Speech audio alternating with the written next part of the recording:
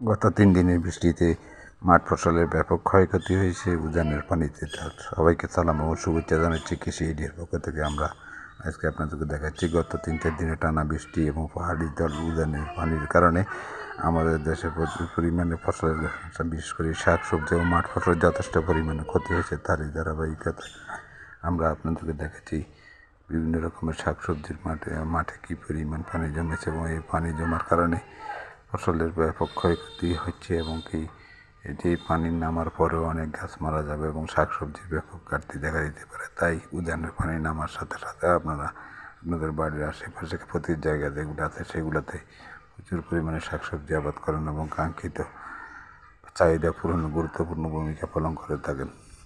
আমরা আপনাদেরকে ভিডিও চিত্রে দেখাচ্ছি কী পরিমাণ ফসলের জমিতে পানি উঠেছে এবং কি পানি নামার পরও দেখা যাবে যে অনেকগুলো গাছই মারা যাবে। তাই আমরা আপনাদেরকে বলবো যে নিয়মিতভাবে যেসব জমিতে সবজি আবাদ করবেন সেখানে পানি নিষ্কাশন ব্যবস্থা ভালো রাখবেন এবং পানির সেচের ব্যবস্থা যেমন জরুরি তেমনি নিষ্কাশন ব্যবস্থা জরুরি। তাই পানি নিষ্কাশন ব্যবস্থা সঠিক না থাকলে সেখান থেকে আপনি কাঙ্ক্ষিত মাত্রা ফসল পাবেন না এবং লসের সম্মুখীন হবেন। এবং আমরা আপনাদেরকে দেখাচ্ছি এই অতিরিক্ত বৃষ্টি এবং উজানের পানির কারণে আমাদের দেশে মাঠ ফসলের যথেষ্ট পরিমাণ ক্ষতির কিছু চিত্র আপনাদেরকে দেখাচ্ছি।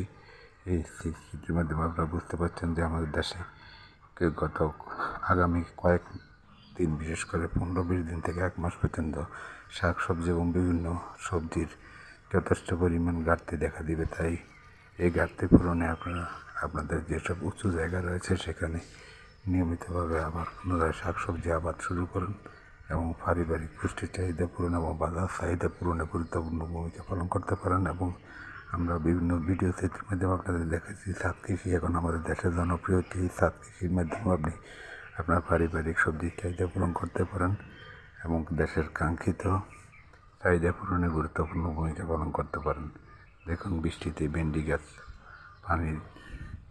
গোড়ায় পানি জমে আছে, পেঁপে গাছে পানি জমে আছে, বরবটি গাছে পানি জমে আছে, কী পরিমাণ পানি হয়েছে।